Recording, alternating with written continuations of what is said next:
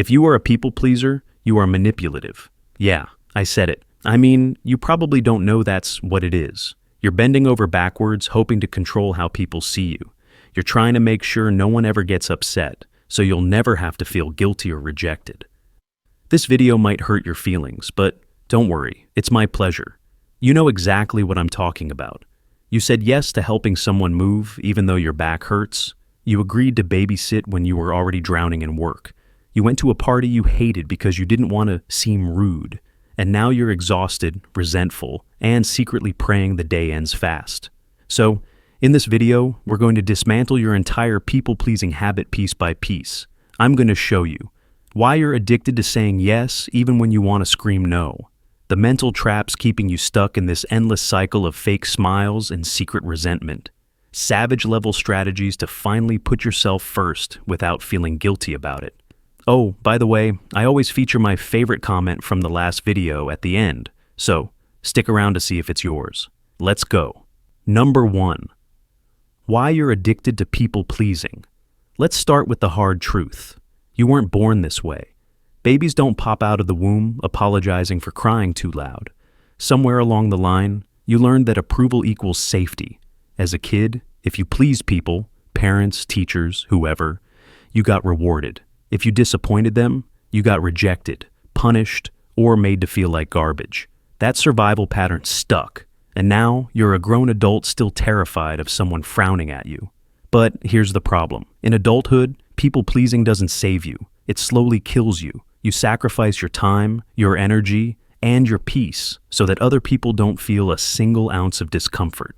Meanwhile, you're walking around like an emotional landfill, filled with resentment and self-loathing. And let me be blunt, people-pleasing is not nice. It's manipulation. You're bending over backwards, hoping to control how people see you. You're trying to make sure no one ever gets upset, so you'll never have to feel guilty or rejected. But that's not kindness. That's fear in a pretty outfit. If this stings, good. Because once you see how toxic this is, you can finally rip it out of your system. Number 2. The 3 mental traps keeping you stuck. Now, let's destroy the lies your brain is whispering to you on repeat. Trap 1. If I say no, they'll hate me. Reality check. People who truly care about you won't hate you for having boundaries. The ones who do, they were just using you. And yes, that's painful, but it's also the best filter you'll ever have. Trap 2. It's easier to just go along with it. No, it's not. It's easier in the moment, but it's emotional suicide long term. Every time you say yes when you mean no, you train your brain to believe your needs don't matter. Congratulations, you've just dug yourself deeper into the pit.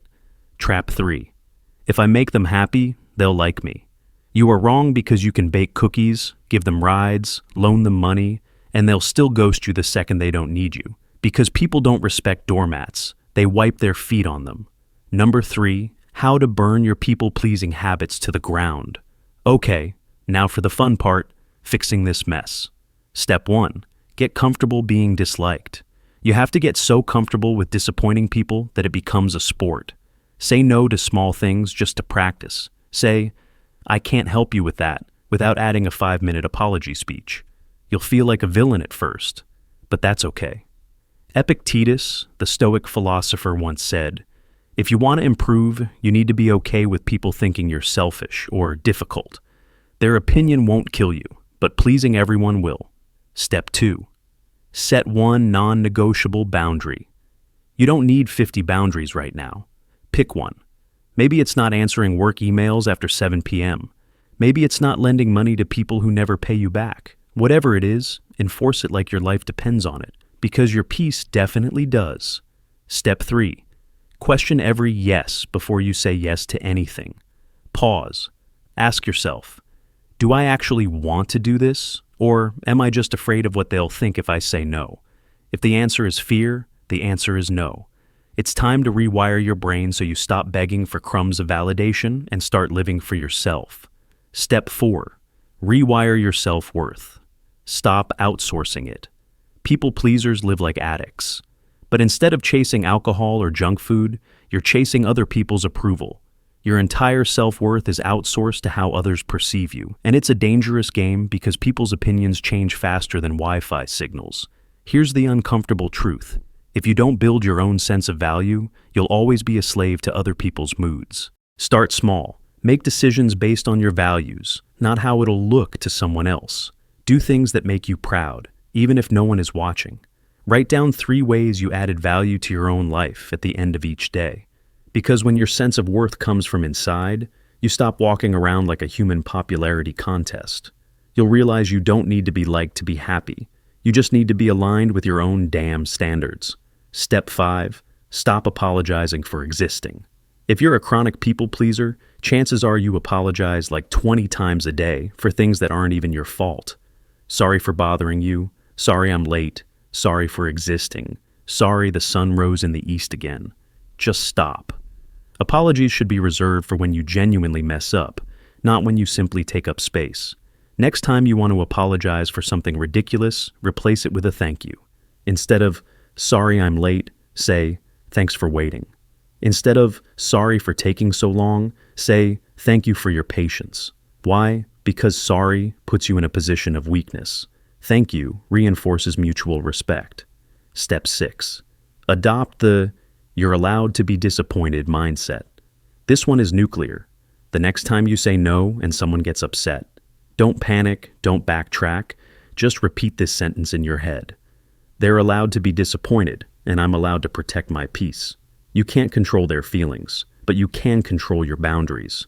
And if someone's disappointment is enough to shake you, ask yourself, why does their emotional comfort matter more than my entire well-being? When you start truly believing this, you'll become untouchable. Listen carefully. The more you betray yourself to please others, the more invisible you become. You fade into the background of your own life. One day you'll wake up and realize that all the people you were desperately trying to keep happy moved on anyway. So, let me hit you with this. You are not obligated to destroy yourself to keep the peace. That's not kindness. That's self-abandonment dressed as virtue. Marcus Aurelius, another Stoic philosopher, once said, "It never ceases to amaze me. We all love ourselves more than other people, but care more about their opinion than our own." Read that again. You're literally giving strangers and acquaintances more power over your life than you give yourself. If you keep living like this, the real tragedy isn't that people won't like you. It's that you won't even know who you are anymore. But the second you decide you're done, the second you choose to live by your own compass, everything changes, because you'll start making choices that align with who you are. People will either respect it or walk away, and you'll finally see that the ones who stay are the ones who actually deserve you. So, here's my challenge to you.